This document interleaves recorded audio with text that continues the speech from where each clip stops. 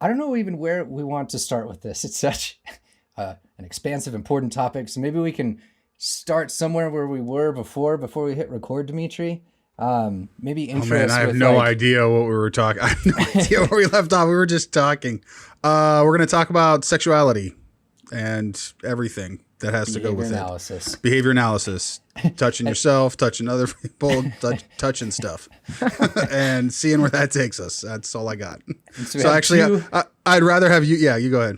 I was gonna say we have two guests today, Werner Leland as well as Barb Gross. Why don't you all give just a quick introduction, perhaps about yourself, what you do, and we'll see where we go from there. Cool. All right. I am Werner Leland. I am a board certified behavior analyst and a licensed behavior analyst in the state of Missouri.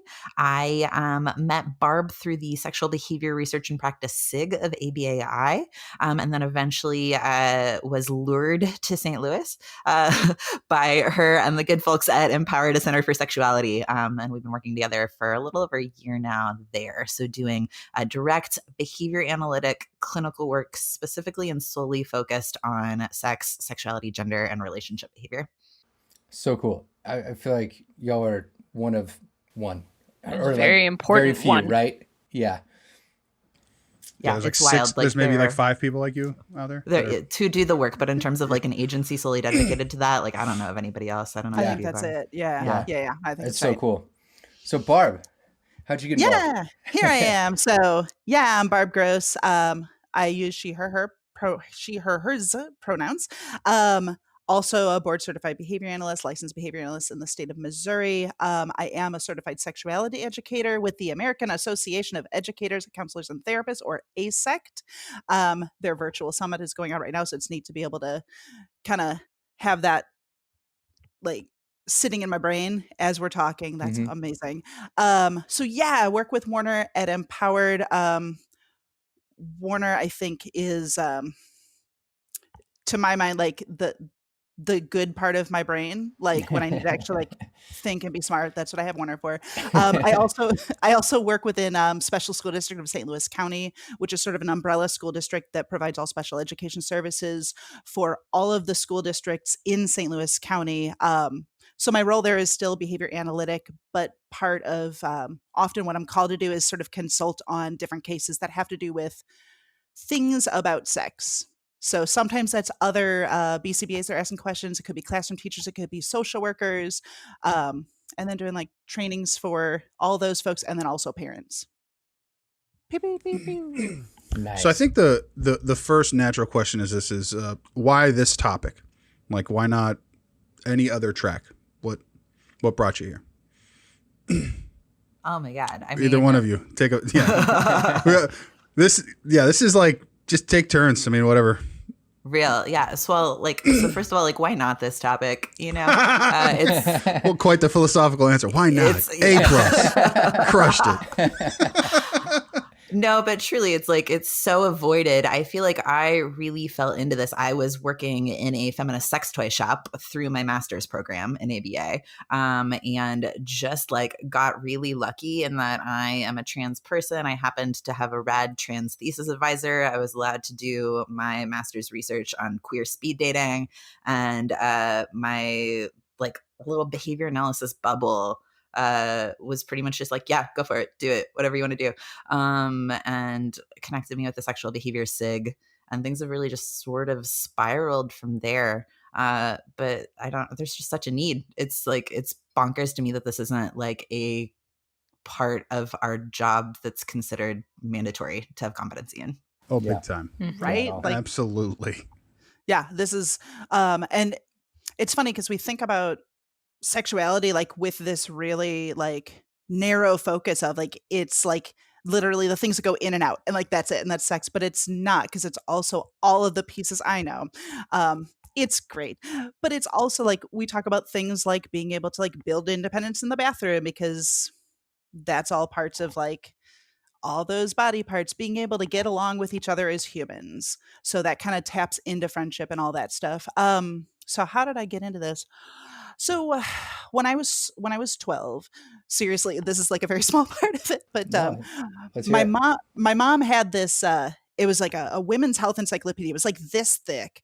And I, at 12, like knew more about like reproductive health and different types of contraception, their failure rates, than probably the teachers who literally were not teaching me anything about sex ed at that point.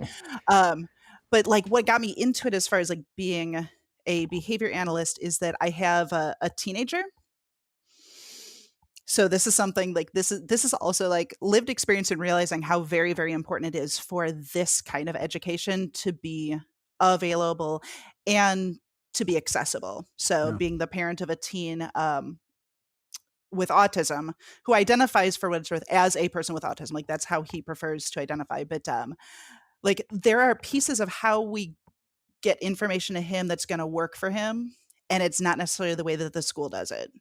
If the school is even providing information for the students that we're working with, which by and large they're not.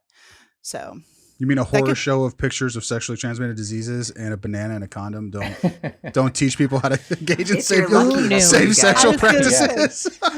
I would take even that. I did a workshop a few years ago. There were like, I don't know, like 40 behavior analysts, and we all work in the school district. And I said, so hey, like real quick, think about your caseload. Like how many students do you work with who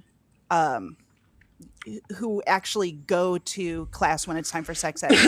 Literally none of us raised our hands, because when that class happens, it's like, oh, you get extra gym.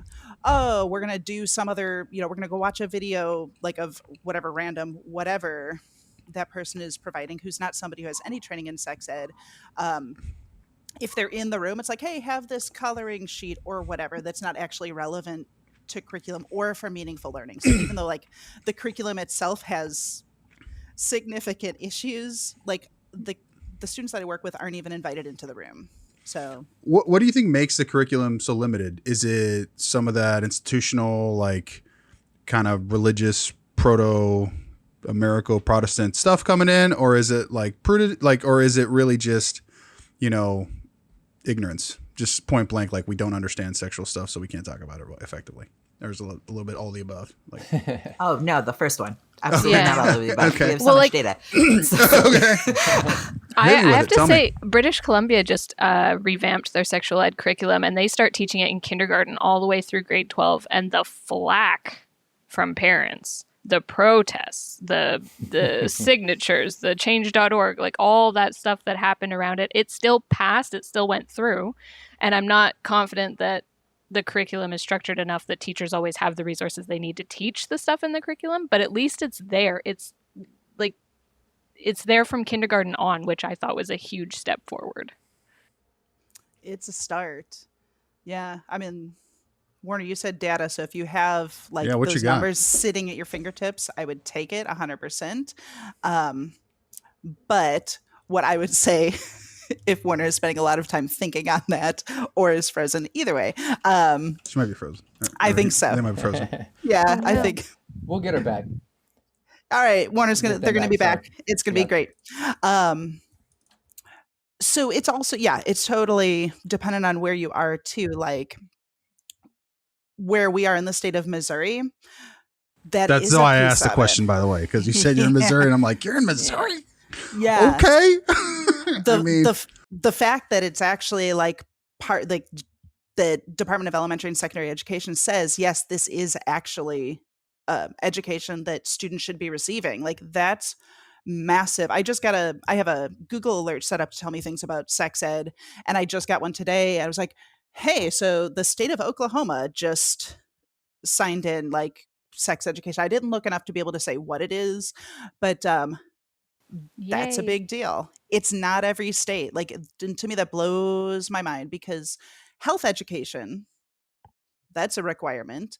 And I'm not really sure how this doesn't fit, because for kindergartners, we're not talking about like, you're not talking about how to put a condom on a banana. Exactly. Like that's not a thing that kindergartners are learning about, like how to resolve conflicts peacefully and like how to recognize that different people have different kinds of families. Like I have yet to have someone explain to me how those things are problematic and how those don't contribute to like being able to be a more effective member of society. Yeah. So, toilet training, about appropriate toilet training habits, or like effective use of facilities and navigating the environment in that capacity. And Right. like, I mean, it's just Pronoun like, use. yeah, I mean, yeah, that too. I mean, people just, I think part of the problem is that people overgeneralize and just assume whenever you're talking about sexual behaviors that it has to be about penetrative sex. And if it's not about that, then you like are categorically veering off into other stuff. And then it becomes one of those things where everyone's pointing to the other professional whose job it should be. And that creates this like systemic paralysis of inaction, because then no one has to say, well, it is my responsibility to do this. And then also kind of you add that other piece of it where it's like, we don't want a lot of places. I live in Ohio, and I can tell you right now, abstinence is still on the ballot. So like it's still part of the curriculum. I mean, we had a pretty rogue health teacher in high school who was willing to show us dirty pictures of like sexual STDs and stuff and teach us how to use condoms. Like that was a pretty, that was pretty liberal back in the day, I guess, whatever. 15, 20 years, I guess. I always find it funny that it's the gym teachers that do the sex ed training. Because the gym teachers typically have the certification in health, which is also Right. for what it's worth, because I'm also a certified teacher in Missouri. I could go and take a test and be a certified health teacher like that. I don't have to have evidence that I took any classes. I could just get certified. There are certain jobs like that. Fun fact, my actual certification is in music. I believe you do actually have to take classes for that, because like you can't teach people how to play instruments if you don't know how to do it. But a little bit of music theory. that's right. It kind of blew my mind when I moved into behavior analysis and like heard the term functional analysis. I was like, wait, what are we doing? Because that's like also a musical thing, totally different thing. Okay. That's not what we're here for.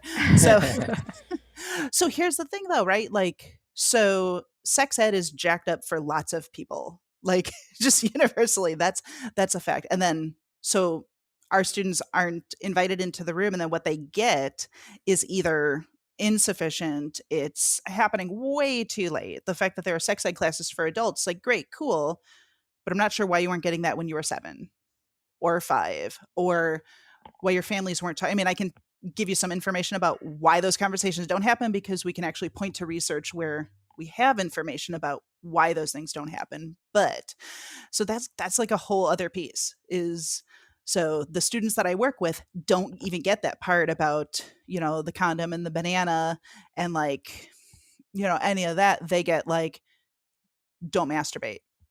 Yeah, pretty much. Which do is, you have any specific areas that are like you specialize in? Is it just broad-based sexual education? Like, is there any like micro areas you like to target, or you're like more into?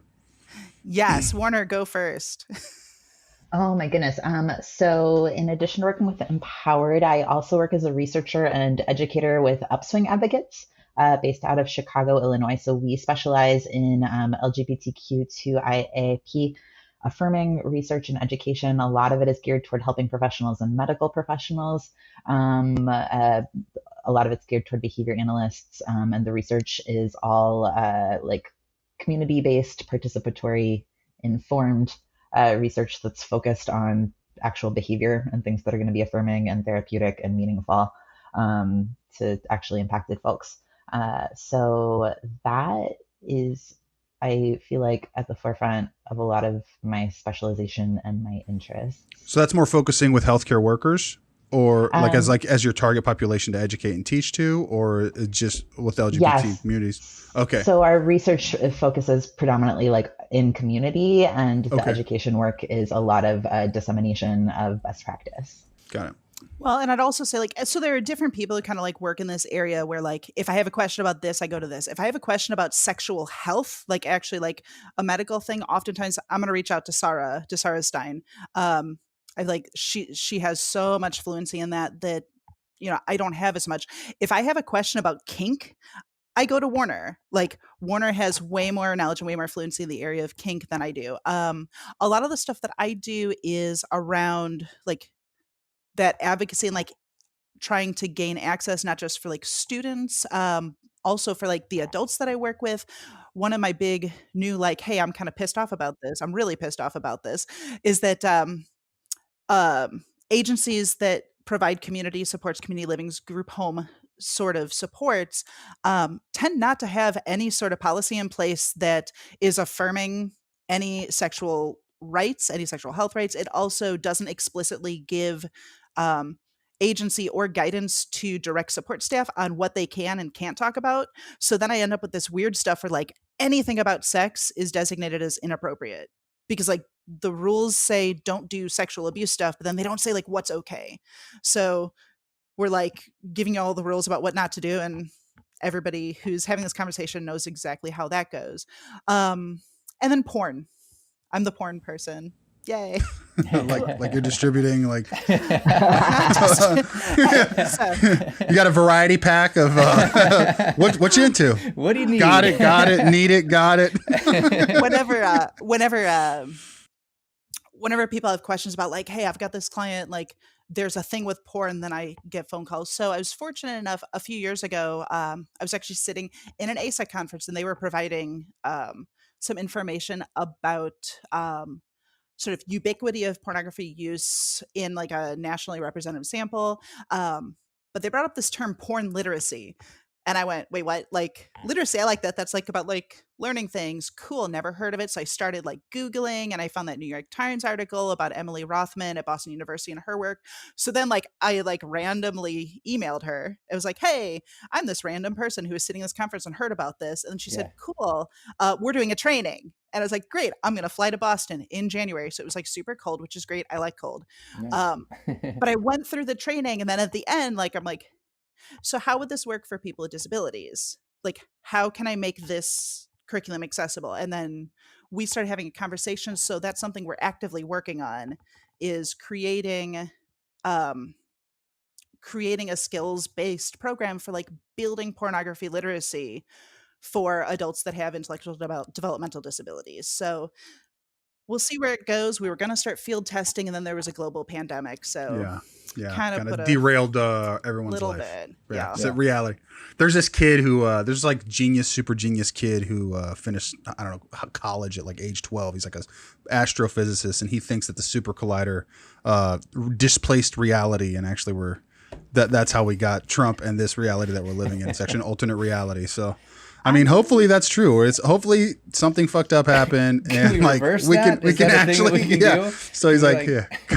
So maybe we'll get out of the video game that we're in. So that's cool. Porn is, I mean, it's a $6 billion industry or something. So I mean, like obviously a lot of people like it. So it matters, and people should know about it and understand that, especially people with disabilities. Well, I think I saw like a 2005 national study, like it's older, but it said 87% of youth 14 or older had accessed porn. So I imagine like that number must be much higher now.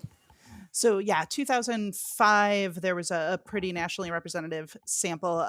So here's the thing though, 2005 doesn't mean jack squat for any of us now, because 2007 is when Pornhub, are we just going to talk about porn for the next half hour? No, we don't have to. Well, I mean, there's that book, Everybody Lies. Have you guys ever heard of that? Uh-huh. The guy evaluates Pornhub information to like identify cultural trends and gets a lot of amazing macro conclusions from it that are like unbelievable. So Werner was the human who dialed me into Pornhub Insights that I didn't know existed. I think, Werner, that was you. So they share all of this. It's fantastic. So I was actually looking at a few weeks ago, they published their data on use of pornography sort of during COVID-19, and it's global data. So what's interesting is like you'd think that what the message is, hey, people are in shelter in place, so now people are watching more porn. If you look, and I want to look at it more, if you start looking at it, there's a date, and I think it was March 25th. Pornhub opened up their premium access to everybody. They said, hey, free porn for everybody, but super free porn for everybody. So it looks like the connection is less with the shelter in place date per country and more with that date where things became more available. So I missed that. I'm just kidding. It's like it might still be available. I'm not 100% sure. Okay. Wow. Yeah, no, we don't have to talk about porn the whole time. I Googled it. I'm gonna have to look into this afterward. Well, but it's like such an accessibility thing, right? And like we can think about it nationwide, but like that's such a big thing with our clients too. So like porn literacy is huge, but porn accessibility for our clients of legal age is something that's so frequently restricted and for no reason. Can we rewind just a little bit before internet dropped you off and talk about some of the data that you said was driving, I think, why we don't see this ubiquitously across like the states? So sex ed. Yeah, it was the sex ed. Being driven by religion. Oh, yeah. So I think the way the question was worded was asking if we're seeing like these cultural contingencies being in charge of why we're not, seeing sex ed being accessible, or if it's because we don't have data to provide good sex ed. And that's just not true. There's data everywhere. I would point people to ASEC's core competency areas. Because if you need some search terms to look for and put into Google Scholar, like make your way down that list. But when we think about, human development from a biopsychosocial perspective, when we think of all of these sort of like specialized topics, there really is a dearth of research on it. And it's not always behavioral, but it's still going to be what we want to look at when we're considering, relying on scientific knowledge when we're doing anything. And there are killer sex ed curriculum programs that are coming out. So the one that you're mentioning in British Columbia, Advocates for Youth put out their Rights, Respect, Responsibility curriculum, which is phenomenal and inclusive. Which is free. Nice. Yeah, so like it's out there. Not utilizing it has nothing to do with it not existing. So, and Werner, you get the, like, if we're doing a drinking game, you're the first person to use the word dearth. The word dearth has to come up when we talk about like sex education research, because there's like nothing. Yeah, nothing in general. Yeah, not good behavior analytic research for sure. Like, I mean, you don't see single subject what? I mean, I don't even know. Is there a lot of it? I don't know. What areas really are there? You said there's 13 interventions before we opened, Barb. I want to say, right, isn't it like Davis and colleagues 2016? That's off the top of my head. And I believe it was 13. And a lot of it is, and it's all got that, the word inappropriate. Yeah. Yeah, let's dive into that a little bit. That's something we touched on a little bit yesterday. It's just this, it's always framed in this inappropriate or negative framework, right? Unleashed. That's just a problem with our field though, man, because everything, it's like this, it's just the focus on behavior reduction is just idiotic. Like that's not our job is not to take behaviors to zero. That's the equivalent of doing like working towards a dead man test. That's like stupid. It hasn't been like that doesn't make any sense. Like we should be working to increase behaviors. That's our job. Like it hasn't been since behavior modification. Like for me, my understanding was the behavior analysis was like, oh, we learned how to actually do this appropriately and humanely and like appropriately. So like, let's now do that. It's nuts. And the sexualized behavior thing is like, God, let people like, I mean, you have to teach you how to do things appropriately. I think I saw you're talking about discrimination training for private and public, which I mean, those are things that you have to teach people, especially people with disabilities. Cause I mean, those are the lack of discrimination skills that really get them in trouble. And the big thing is that like, if they do it and they get busted, an SO label, if you're low cog, good luck, buddy. You're getting put in a residential facility and they're going to slap you full of so many drugs where you're going to be chemically castrated and your quality of life will never be the same. Because you're considered high risk, even though it was a basic environmental discrimination problem, not, some like sexual predator intention, not like this nefarious thing that gets attached to it. So like, it's such a critical piece. And it's really problematic that people don't like learn more about this stuff, especially to protect those people. Because I was telling Barb before we started, like one of the things that made me want to learn more about this topic is I've lost so many kids to that. Like so many of my high flyers, like, and one of them foot fetish, or just compulsive masturbation, like those things. And it's not like you can tell you can like, you don't have to conduct a high level functional analysis to know that there's not ill intent involved and it's not predatory. You know what I mean? It's a physiological response that's occurring. It's been conditioned throughout time or whatever.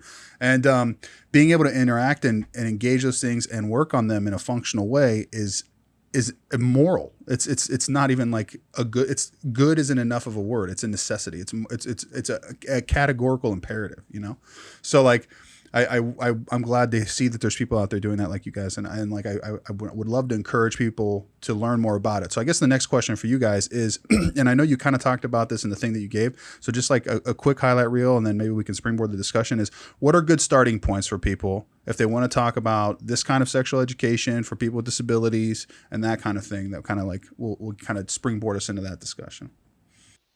Killer. So, I mean, I would always and forever point people to the Sexual Behavior Research and Practice SIG. That's where all of us get together and hang out.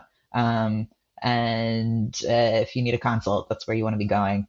And aside from that, this project that Barb and I have been working on together, again, with a lot of folks from the SIG, Sex Ed Continuing Ed, where people can get their BSc, CEs, and also meet some of those ASEC requirements if you want to pursue whether it be certification or just specialized continuing education.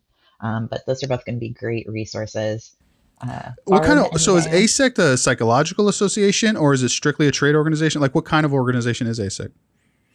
Great question. Do you want to take that, Barb?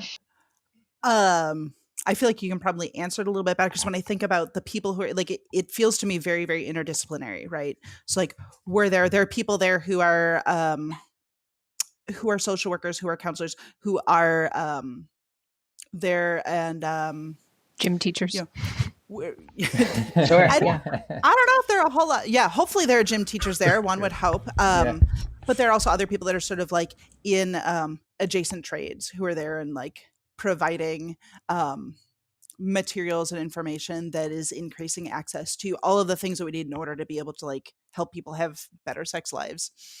Yeah, absolutely. And they have different tracks. So there are specific tracks for licensed counselors, for licensed therapists. Anybody that sort of falls outside of that typically does the educator track. So all of us that are BCBAs, I think aside from like a person that is also pursuing an LMFT, are all in that education track of ASEC.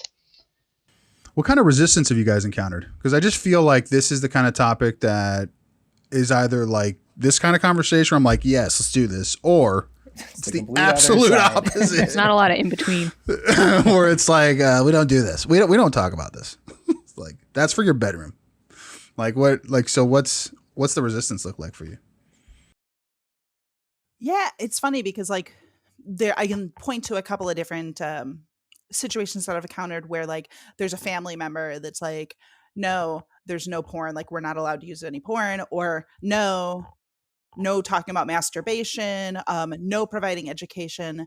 For me, the one thing I notice is it's like this, we can't do this. So like, I don't have the skills to do this. So I need to go to like these 5 people, rather than saying, hey, I don't know how to do this, so I'm going to work with you, build my competency. Like, there's just this like fear of capacity building, especially for like the things that are well within people's scope. Like, you all can 100% be teaching people that like you go into the bathroom to pick your nose. You can totally teach people that if they're going to have to like pull their pants down for something, they need to go into their bedroom, make sure nobody's there, and then you close the door. And also, you don't masturbate in a public bathroom. Like, please do not teach people, talking to everybody who's like looking at my eyeballs right now, please do not teach people to masturbate in a public bathroom, because that's against the law. Cool. The two primary things that you said in the thing that you did yesterday was, number one, the idea of compliance training and the implications of that, which I've heard Hanley talk about it. I've talked about it. We've talked about it on this podcast. And I think it's a thing that we completely underestimate that is a serious problem in our field. Yep. And the expansion of scope. So I'll tell you which one do you, and I want to talk about them both with you. So which one do you think goes? Let's talk about the scope, since we're already kind of been talking about that. So I think a lot of the time we do get this kind of learned helplessness, willingness to throw our hands in the air, just because, a lot of people are working in early intervention, so they feel it's justifiable because, little kids and the word sex can get complicated. Mm-hmm. But that's really not necessarily how sexuality can be framed, and it can be framed across various different forms of behaviors, topographies, and relationships. So maybe you can give us a little bit of a context there for people that might need to readjust their framework when they think about that kind of those types of skills. Scope absolutely. Expansion. Totally. So I would point to the CECAS guidelines, and I would also point to like that rights, respect, responsibility curriculum, or any of these curriculums that start in kindergarten, pre-K, because they've already got it broken down by age group. So if you are feeling unsure if anything is going to be like appropriate, if you're not sure what component skills look like and what cusp skills look like, there is a dearth of information there for you, Barb. And I totally recommend, even if you are feeling like it is far away, it being in your competency to actually teach it, for you to just go look at it, because understanding like what's there is really crucial. I feel like a lot of people haven't even come into contact with like the idea of consent for non-sexual things and touch at the age of 2 or something, but it's something that, everybody should have access to. Their no being respected and their yes being respected, and that happening consistently for them. Especially for non-vocal learners, because that's a totally different way to evaluate that, right? Yeah. Totally. Entirely. Yeah. So I would point to all of that. And I would say to like not be afraid to look outside of our field for education too, because that's where you're going to find it. It's and this very is like one rare. of the most clear examples of when you look there, you'll actually find that there is a whole lot of stuff that you need to learn, and like it's out there too. So when you're talking about the knowledge areas and such, like it's essentially like a BACB task list in this area that's out there. It's ran by somebody else, but it is 100% relevant, right? But then we can step in and help learn how to teach those things. Because I find that we have a lot of sexual health educators in the area, and they know what to teach, but they don't necessarily know how to teach it. And so I've been able to collaborate with a lot of them on that and help them break those skills down and make them more applicable to some of our clients. Yeah, well, and I can't think of a better way to be able to be, checking, making sure that what kind of information you're providing is going to be like medically accurate, like, low risk of harm by providing, right? And that's something that I was thinking about a lot, is there is a ton of good stuff. So going to conferences in order to build at least your knowledge base is great. Recognizing though that what you're going to be hearing is not necessarily like perfectly cultivated for the students, clients, individuals that you're probably working with. And that's not bad. And Werner, I'm curious your thoughts on this, but I feel like for me, when I really started to grow competency and have a better framework of how to be a well-rounded sex positive sex educator, was when I started looking at the way that information was being provided for literally everybody, instead of being like, oh, here are the special things that we just teach for like these people with this diagnosis, because that's like lazy and bullshit. I agree. Yeah, absolutely.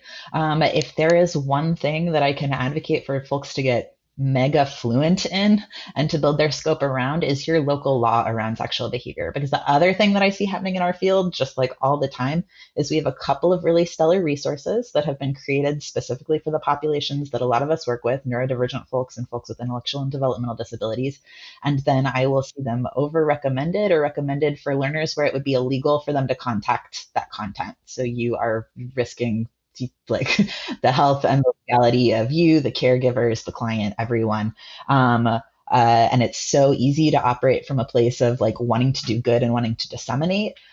So, I mean, that's going to be my highest advocacy piece, is get to know your local law, your sexual behavior, specific Do you have an example law. of something you see that's pretty common in that area? Yeah. The big one, the big one is Handmade Love. It's which is a great resource. A really beautiful video modeling resource for teaching the steps, like a task analysis style of masturbation. And what is the one for vulvas? I feel like it has a different name. It is Fingertips. So Fingertips and Handmade Love. However, we'll see people recommending these for minors all of the time, and that's going to count as explicit pornographic content. And it's not something that they can contact. We'll also see people recommending masturbation training and education frequently for minors, where there's no real reason why it should be occurring. There's not any sort of like self-harm occurring with the masturbation, and not anything beyond maybe some awkward social situations. So it's one of those things where you can really take a look at like the actual specific behavior that you're teaching, and look at whether that's a sexual behavior or not, and consider whether it's going to be in your scope based on that. But even if you think it is, I would highly recommend just running it by somebody with more competency, because it's so easy to be doing something well-intentioned that actually could potentially be harmful. Well, it's even like, just when I think about like the little like circle of folks who do this kind of work frequently, I feel like all of us are communicating all the time, like, hey, there's this thing going on, like, does this sound right? Can you think of a different way to do this? The cool thing about the internet is that there are now lots of places, especially on Facebook, for people to go and ask informations and ask for resources.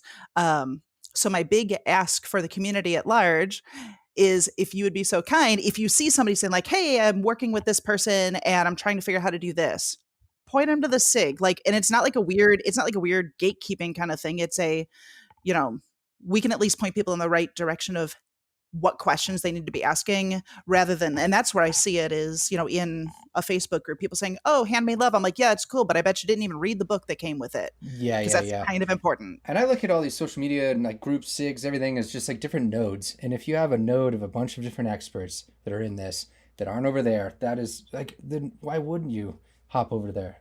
Is there an email list there too as well? Like, it's something where you can basically not just reach one person, but you can reach a lot of people quickly with a lot of expertise. So yeah. I've learned so much through SIGs. SIGs are a new thing that I'm starting to get exposed to. I had trouble finding value in them for that gatekeeper reason that you kind of pointed out, and like kind of resenting them as like, some like ivory tower or brick wall.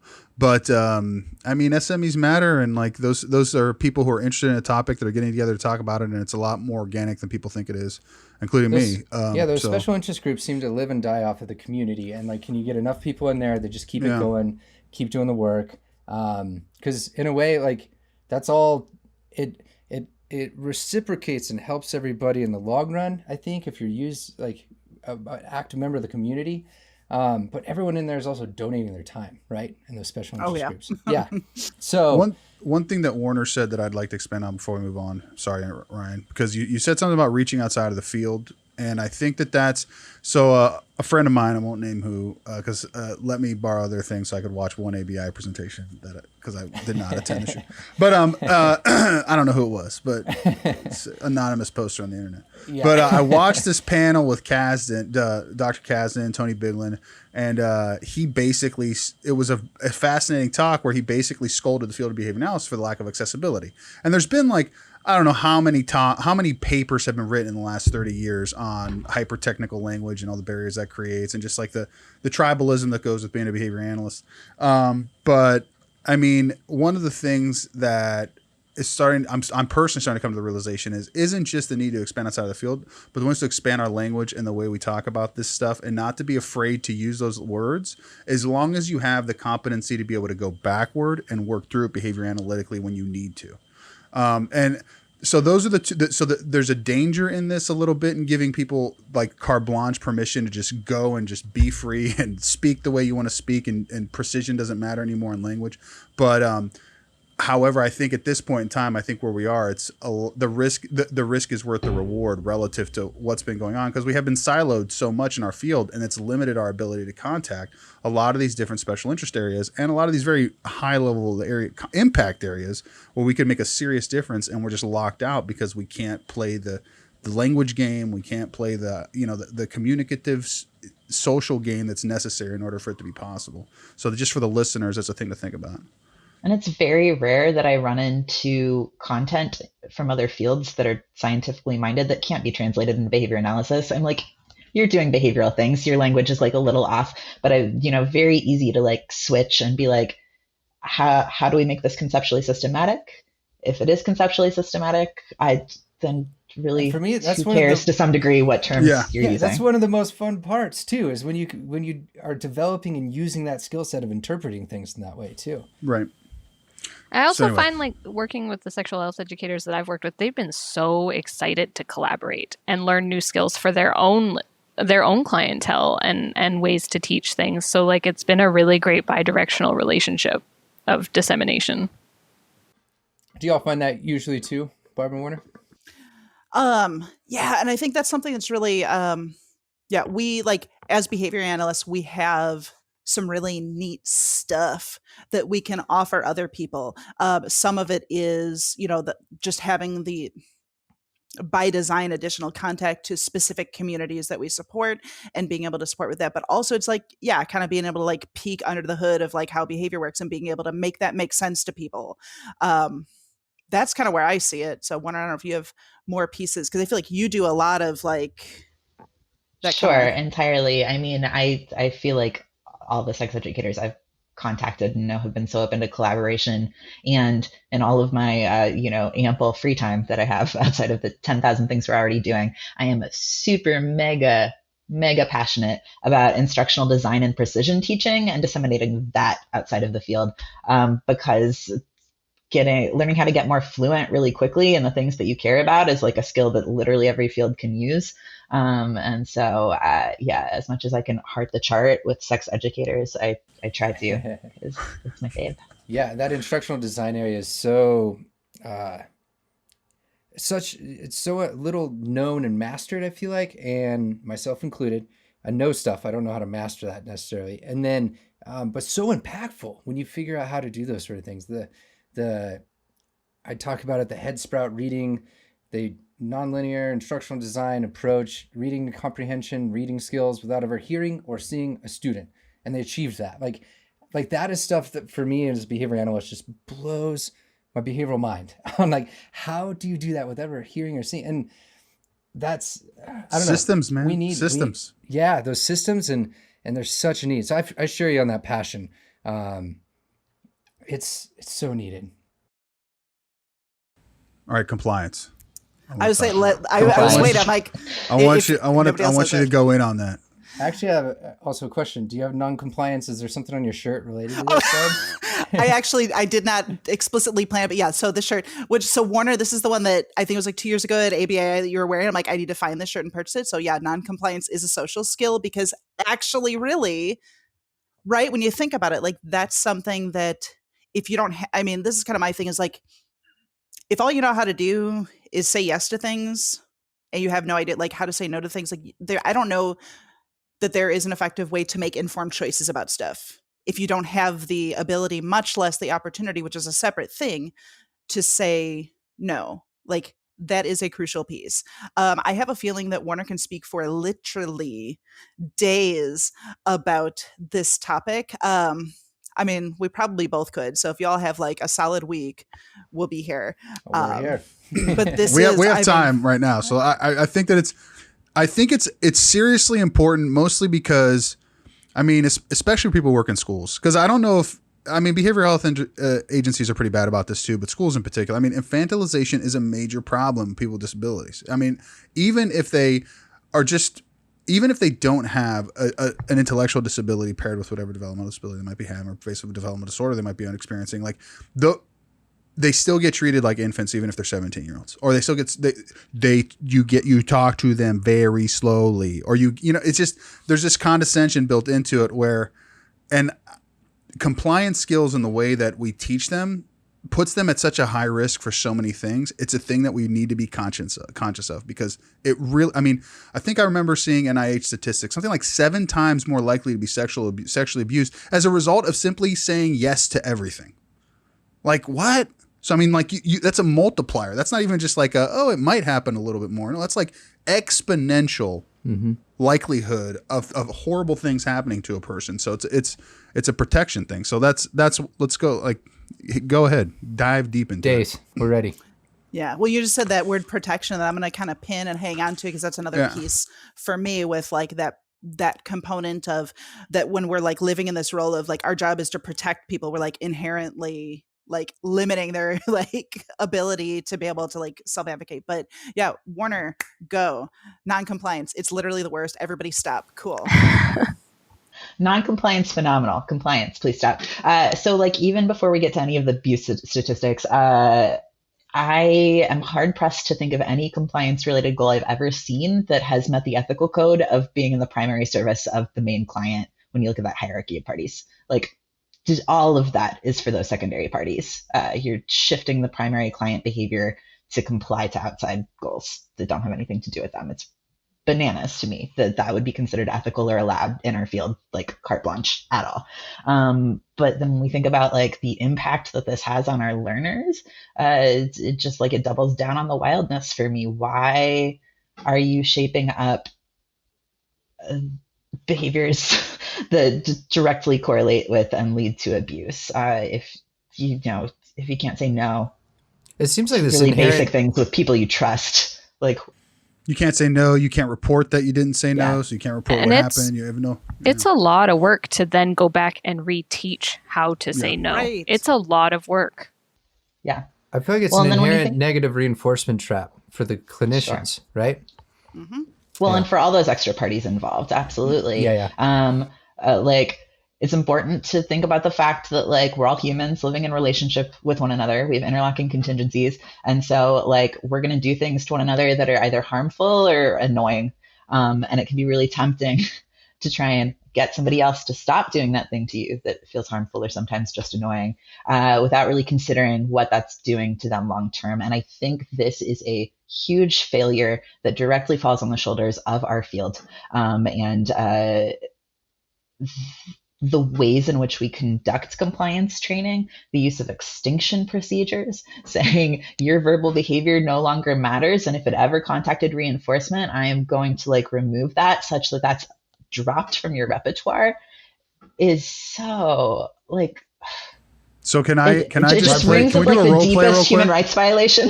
Let's do a role we play. can do a role play. Let's do a role play. Absolutely. So like, how am I like supposed to teach them to like listen and like follow their teacher's instructions and sit at their desk if I can't? Maybe don't use crappy instructions. Sorry. I don't know. I'm not saying I've ever heard that even put that way before. I've 100%. And that's like sort of like when I'm like, hey, can we maybe work on skills of self-advocacy? And then like maybe figuring out why like what you're teaching isn't like, why isn't this something that seems super like appealing for the person that you're teaching? Like, can we make education like a fun thing that people want to do? Maybe like mind blowing. And that is the pushback of like, well, then I won't be able to get anything done. Like, it seems like a lot of times what I notice is that it really comes down to like, I've got this much time to be able to teach this skill.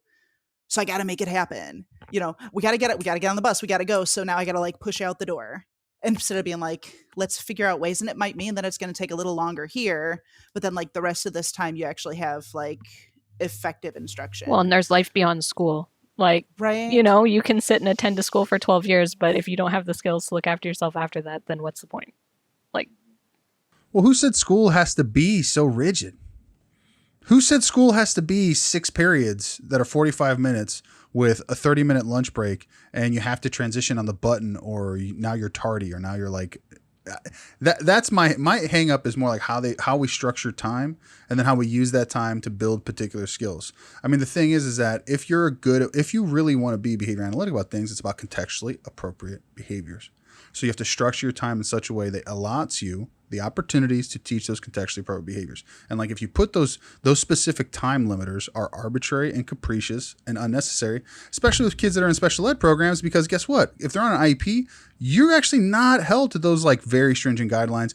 Generally, you have a lot more flexibility to bend and push there to make it a little bit more natural and flexible to match those needs. So that's my big thing is more get better control over the environment in a way that makes sense and don't and step out of your own dogmatic need to be like to rigidly adhere to these arbitrary rules that serve no instructional purpose.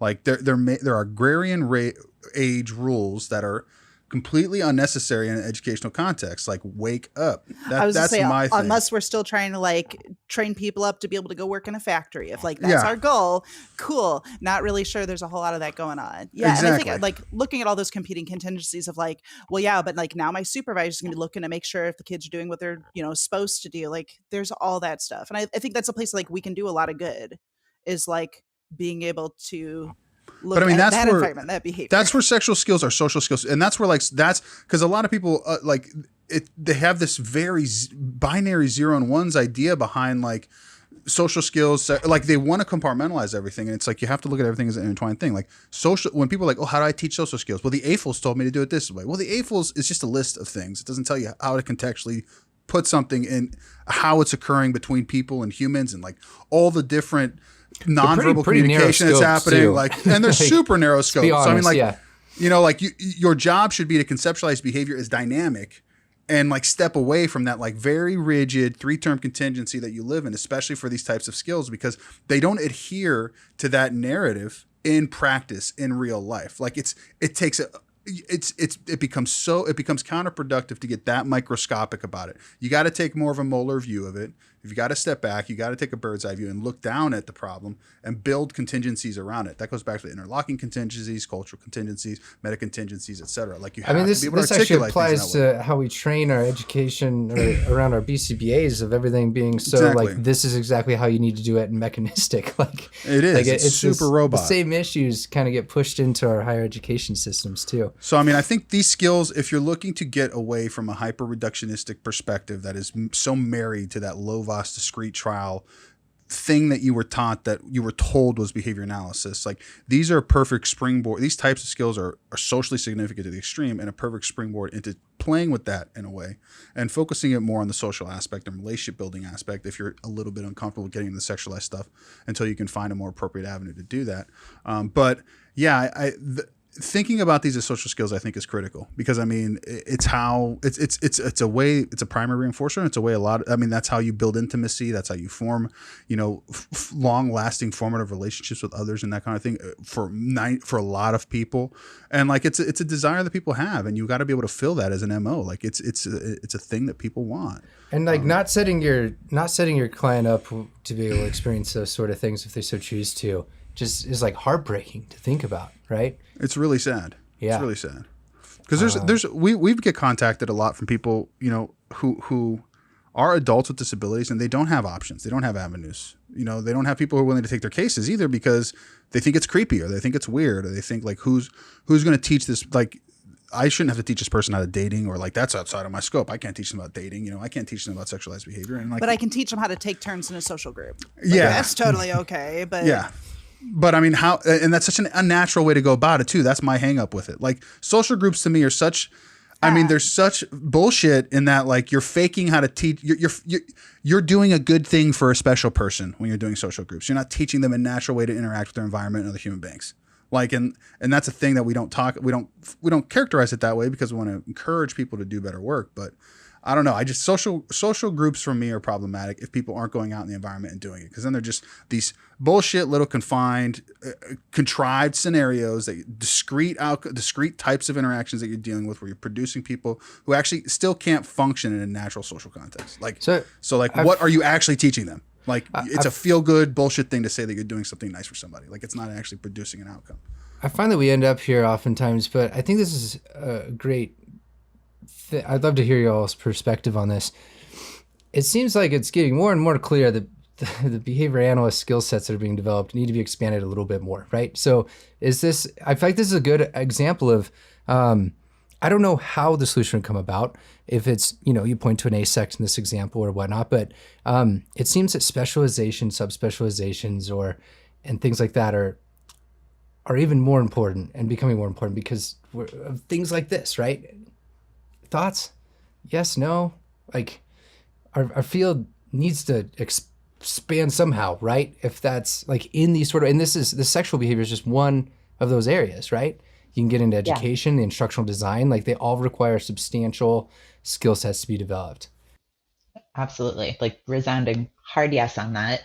And when you were talking about taking more of a Muller view too, I think that we need to be taking more like longitudinal Muller views as well, and thinking about like how deeply most of our client goals are tied to like bullshit performative stuff in our education system and like random like check off that skill that you're likely never going to actually use long term in your life, or they're tied to how well you're going to function in capitalism. Like, can we figure out a way to get you to make some money? And it's like, vocational skill goals that are nonsense. Yeah, but like I feel like even before we start to think about subspecializations, I think we really need to like step back and take a real look at like humanity and what we want to like think about humanity as, and really consider like what our values are in terms of providing supports. Because to me, like, I don't care if you can identify colors. Like, we're not going to be working on red and green and blue when you're age 20, age 30. Well, like, and how many people look at their clothes and go like, I wonder if I'm going to like this green shirt or this red shirt. Like, they don't have to identify it. They just put the shirt on. Like, but I care deeply about whether or not you're causing somebody else harm or whether somebody else is causing you harm. And like at the end of the day, if I can get you to a space where you can identify your personal yeses and your personal nos so that you can identify whether you're being harmed or not, and vice versa. If you can perspective take whether you're harming someone else and learn how to step back from that and also repair harm, like these are the skill sets that are crucial for anyone, regardless of like what sort of a system we're functioning under, or what like arbitrary goals we've decided as a society that we should have for our clients that probably don't have a whole lot to do with them as people in general. So I think like really considering the interpersonal and our sheer lack of fluency on interpersonal skills and interlocking contingencies and harm reduction as a modality, as a field, is like so crucial baseline before we move into anything else. Like it's really pretty arbitrary how it got decided that we're like a, you know, early intervention and then K through 12 education assistant skill set, when truly like that's a lot of the time not what's going to be a primary concern or in best service of our client. It's the definition of functional life skills. That's the definition of functional life skills. Well, it's like, so like, yeah, Warner's making it like, it is a sort of like a self-perpetuating echo chamber that we're in now. We're like, this is what we do. And now we train people up and they go through supervision in this super like narrow focus. Like, this is how you like do ABA. I don't mean my air quotes. The cringiest words on the planet. Right. And that's just like, that's a thing. And then those people go train those, you know, the next people and so on and so forth. I think part of what maybe gives us a little bit of a unique perspective, like what you were saying, like you were working in a sex toy store, you know, that's not the same sort of community that, you know, BCBAs are typically supporting. I started out like when I was first going through training, I was working as a music teacher, right? So like, it wasn't like this, okay, how do I make this work for, you know, small people, you know, who have disabilities? It was just sort of like, oh, this is like how behavior works. Great. You know? Yeah, absolutely. So when I think about like the populations that most of our field typically serves, like I think specializations are phenomenal and needed. And also there needs to be a long-term plan to like bake those into what education for all BCBAs are. It's a conceptual problem. Yeah. And then Barb's flip side of that is that like, so many of us are doing behavior analytic work totally outside of these like billable hour, whatever insurance paradigms.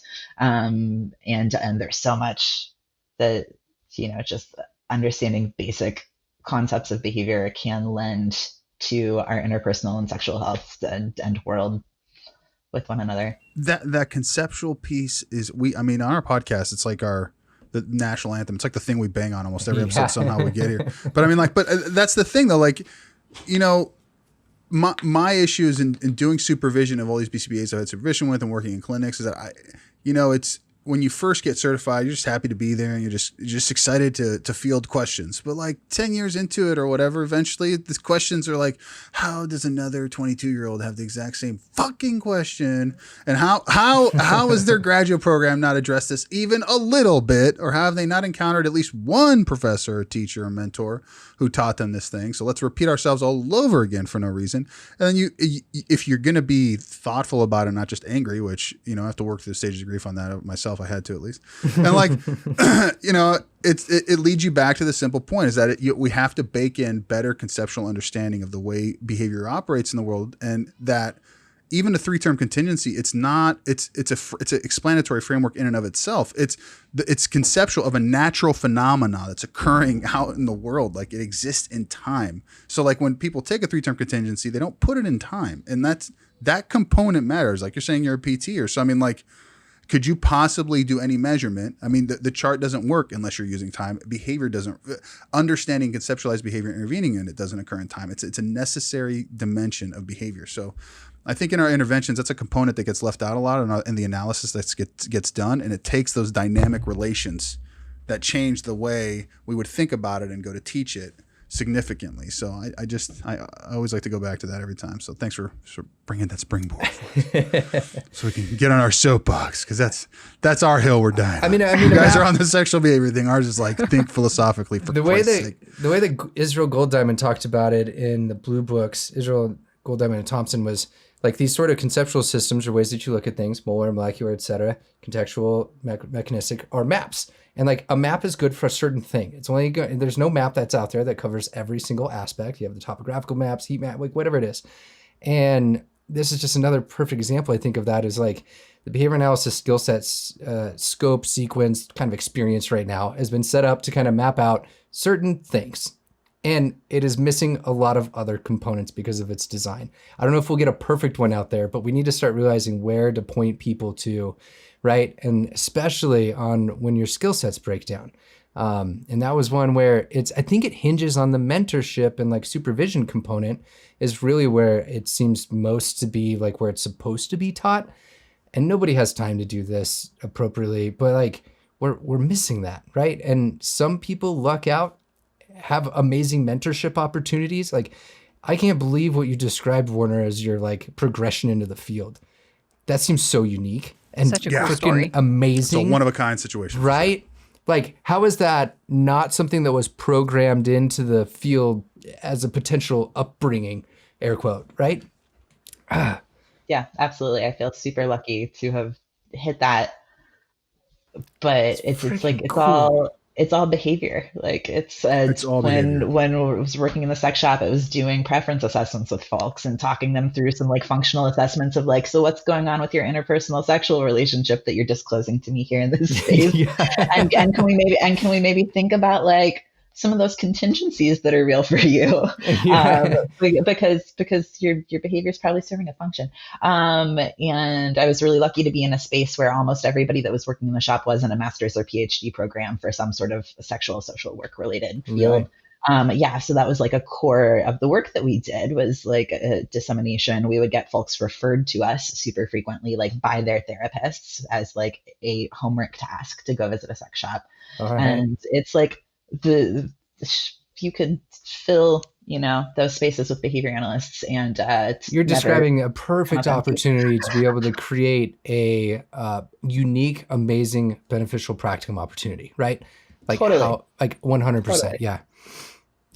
Well, I think that's the piece of it is like, why not? Like, why not be working in a sex toy store? Like, yeah, there is no reason why. I mean, like you should do what you want.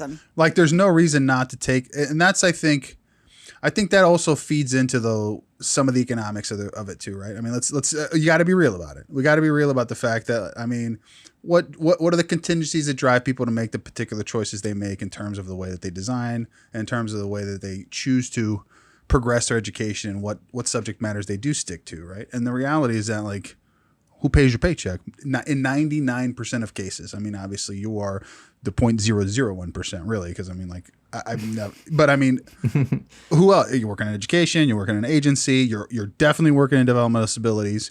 There's maybe like 2% of people who work in OBM, and really that's just, they do OBM for autism agencies. So really they just found a niche to not have to work direct care and provide systems management.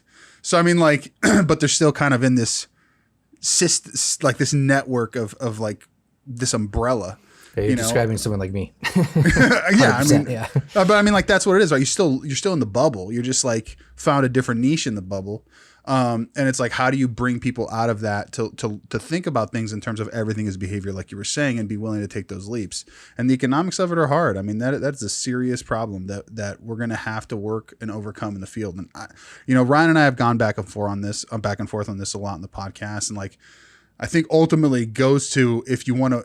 It's an entrepreneurial thing, but it's also a following your values thing too. I mean, I would imagine you were found in the position you found in because that's what you believe in. That's what you want to be doing. That's what fills a hole in your heart. So that's what you followed. You know what I mean? But a lot of people, there's a lot of fear that goes with those types of stuff, and not and a lot of times people pursue what is financially convenient and not necessarily what is emotionally fulfilling. And I think that's a cultural value that permeates and impedes the potential to change that in our field. I don't know. That just makes me think about that a lot, because I mean, the autism-centric thing is hard. It's a hard thing to criticize because it's still good work. It's socially significant, but it is a pretty tight niche that limits the conceptual stuff and then puts us in this bubble that we have to choose whether or not we want to stay in or not. Yeah. Well, and I think part of why we do kind of like bang the ASEC drum quite a bit is that it really does force us to leave the little, like, super specific, here's how sex works in, this community of people that we can, like, no kidding, get paid to support. So it is forcing us, forcing is a weird word, but still, like it's getting us out of this world and being able to kind of see how this fits. And Warner, I can think off the top of my head of, more than a couple of projects that I know you've worked on that are not specifically for this community. So yeah. Mm-hmm. Absolutely. So much of what I do is instructional design that's like completely outside of this community. Yeah. Tell us about it. Oh my goodness. Tell me more. Even to start. What do we got to do here? Oh, wow. So Og and I got to collaborate with the phenomenal activist Vida E to create intensive behavioral skills training based education for free for med students on providing trans affirming care. I probably feel like that's probably the biggest thing we've gotten to do. And a lot of that is looking at ways to build up fluency in trans affirming skills, but then also to get some practice opportunities and opportunities for feedback for providing trauma-informed care, because that's such a critical component. So many people interact with trauma with their medical providers. It's been a lot of content creation and training around advocacy or working as a peer advocate. Again, a lot of work on how to do that in those medical spaces, but often in other spaces as well. I feel like we have also, this has been predominantly in the behavior analytic community. It's been sort of like a cross dissemination, but have been really focused as well on restorative and transformative justice principles, really shaping the way that we collectively see punishment as a society versus behavior change as a society, and examining the roles that behavior analysis can play in that. All of those are outside of the autism bubble for sure, but things that I'm deeply passionate about. I don't know, Barb, if there are other things you were thinking of. I mean, those are the ones coming to mind. So other things I can think of that you've done is and I don't know 100% all about it, but I was thinking about some of the specific kink communities where you've done some, Yeah, absolutely. So also just a lot of dissemination with regard to crossover consent with kink behavior and consent in those spaces, really considering how we're looking at mental health in those spaces and making space for folks with neurodivergence or disability to be really present in those spaces. Also do a lot of dissemination and work in non-monogamous and polyamorous sexual communities as well. So really anywhere that we can talk a little bit about taking a look at your behavior, maybe what's underneath that behavior, what perhaps some of those core needs are, really examining respondent behavior versus operant behavior and how sometimes they don't line up, and the vast impact that has in terms of implications on sexual behavior and consent and all of these things. Are all also important in all spaces where I feel like outside of our field, behavior analysis can really lend its voice, and actual concepts of behavior, both respondent and operant, are so needed. Kink is an interesting category because there's so many people who are involved in that, and so many people are not in the closet about it. Yeah, it's a huge community. That's a humongous community. There was a talk, I went to a panel on that. I want to say 2016, I don't remember, that where they explored sexual behavior, and actually there was a guy there talking about his experience in the kink community in terms of being a therapist for them from a behavior analytic perspective. It was fascinating because it's if we're talking about basic opportunities, if someone wanted to do research, what about evaluating aversives as reinforcers?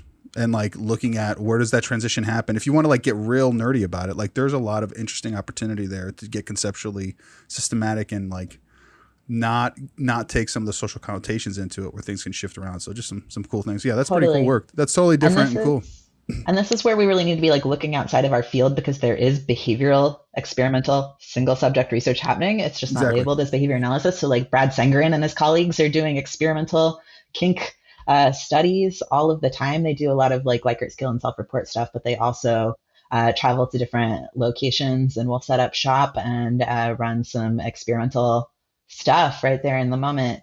And it's really, really cool. And they also do a lot of biobehavioral crossover research too. So they've done some cool stuff, taking a look at cortisol levels and stressors in the body, and really dispelling a lot of myths around kink as a long-term harmful behavior via its impact on the body.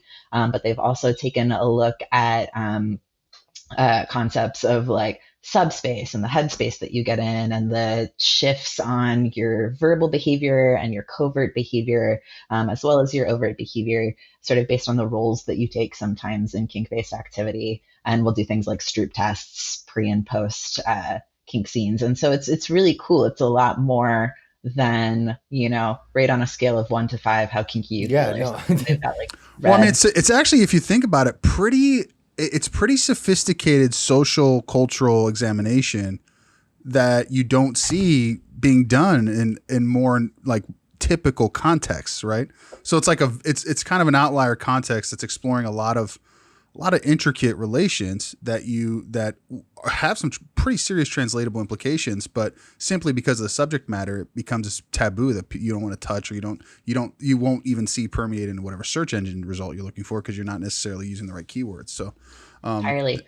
And it's so interesting because so many of those skill sets to like be able to navigate power hierarchies within like a kink dynamic are so crucial for navigating power hierarchies just in the world in general. And so I think we're really doing ourselves a disservice to shy away from how much power plays into play, even at like very young ages. So like I do work with 2 and 3-year-olds teaching on how to use a safe word. Like we talk about like a pause word or timeout, safe timeout, whatever, to get outside of a little bit of that contextual language that makes people go like, kink. But talk about like, what does it mean to be like being laughing when you're tickled, but you want things to stop, or what does it mean to like be, interacting and play with one another, and suddenly not feel safe, but maybe not have a way to communicate that, or having that shift back and forth, and having ways to check in about that and to examine, consent, power, and personal safety in very young play and power dynamics, but also throughout the lifespan, is like such a crucial skill set. And there's a really beautiful model for it, but because it's rooted in this like taboo sexual behavior, it's super discounted. I think it's interesting because there's such a little bit of a shift here. There's such a discussion around power and control as reinforcers. Because like one thing that I'm interested in is signs of damage as a reinforcer. Because I mean, I work with those, I work with those populations, and that's been one of the most difficult things to pin down is people who get pleasure out of causing pain. I mean, like that's, and a lot of the times you see that in people with emotional disturbance types diagnoses, and like, borderline personalities, borderline, future sociopaths of America, whatever, however you want to phrase it. But I mean, you know what I mean? Like whatever. And like, I think that that's an interesting area. Actually, I'm going to look into that, because actually I haven't even thought about that as being an avenue of interesting research lines that might inform that perspective. That's good. Yeah, that's real good. How do you see that? How do you see that conceptually then as power and control as a reinforcer, in contrast to the way that we can conventionally think about, functions of behavior? Oh my goodness. I think we're so limited in the way that we talk about functions of behavior in this like 4 function. Like, yeah. No. I know. I just baited you to kind of go off. So that was the point. Come on. And I gladly will. It's just like, if you're going to say you're relying on scientific data and then turn away from scientific data, what are you doing? It's so very clear that there are a lot of different complex things that maintain folks' behavior. And there's a lot of really conflicting research out there about how some of that develops. And a lot of the research that even exists in the sexual behavior field is pretty problematic, honestly. There's such a need for behavior analysis to be like taking a look at power and control as reinforcers, because it deeply impacts the way we interact with one another, ontogenically, but also at the cultural contingency level. So I don't know, like honestly, more research is needed. So this is just my personal opinion. Yeah, I mean, go down a conceptual rabbit hole. Yeah, theorize out loud. This is our philosophic salon, if you will. This is what I'm here for. But like, and so like all of this is just rooted in the conversation we were having about kink. But like specifically, when I think about avenues for folks that contact some sort of reinforcement, and typically there's also like biobehavioral stuff going on, so whether that be like sexual arousal or desire-based loops that we see if you take a look at some of the biobehavioral research about what's happening for folks. Or if there are other more complex contingencies maintaining those behavior, that behavior is being maintained in those contexts by those things. So inflicting pain is really reinforcing for some people, and the like result of pain being inflicted is really reinforcing for some people. Power is really reinforcing for some people. And what would you say to, I'm sorry to interrupt you. What would you say to someone who would argue that those are explanatory fictions? I mean, they're rooted in environmental relations. I understand. I don't want to say that. I'm the one who's always I'm always lecturing people on the podcast. I want somebody else to say it. Yeah, no, absolutely. So I would them to Donahoe and Palmer's Learning and Complex Human Behavior and say to give it a thorough read, first of all, because we are doing a deep disservice to everyone, including ourselves, when we are not considering what's happening inside the organism, especially at the biobehavioral level, and not just like thoughts and feelings and not crossing over into mentalisms, but actually like the physical respondent behavior that we have occurring in these reinforcement streams. And when you look at their theories of how operant reinforcement is even shaped up at like the neuro level in the first place, it's all really reliant on those original respondent reinforcement loops. I hear the explanatory fiction thing, and I agree that explanatory fictions can be really problematic if we're saying, this is something inherent to the individual, and again, not the behavior of the individual or the body, but just the individual, and thus we can't shift anything and can't see change.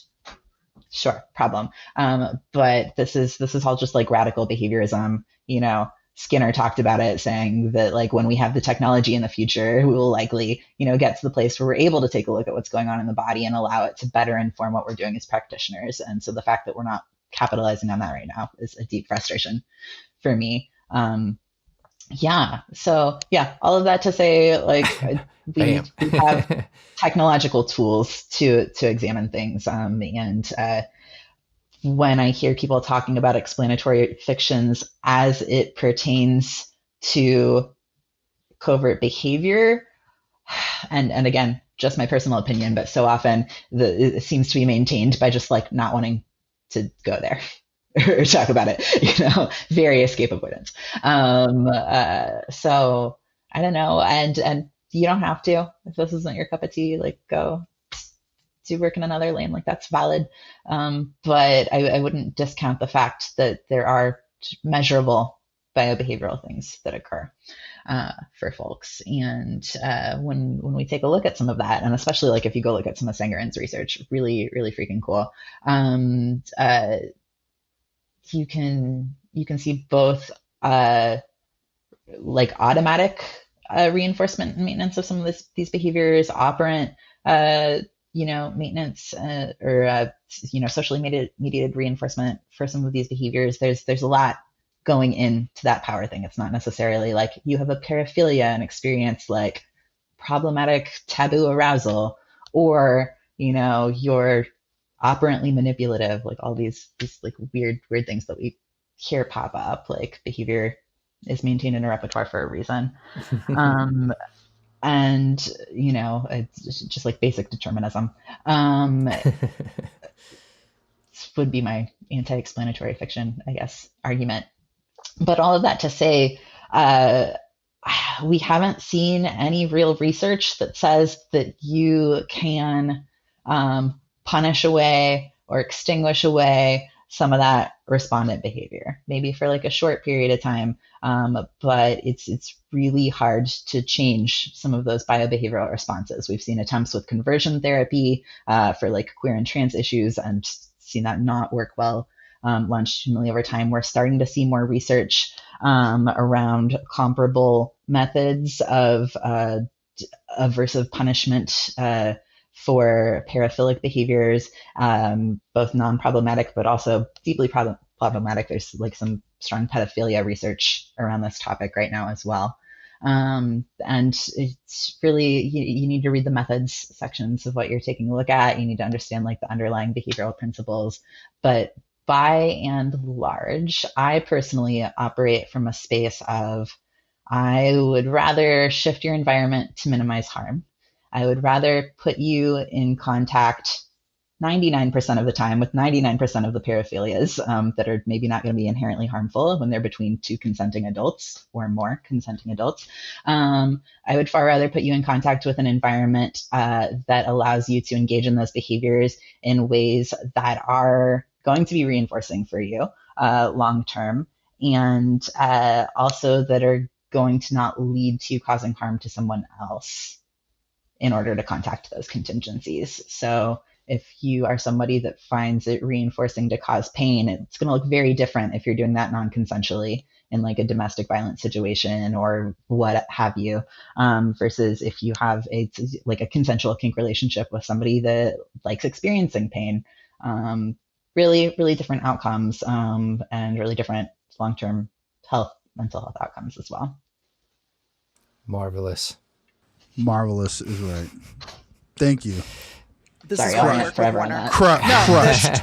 I was waiting. I was like, yes, here we go. Great.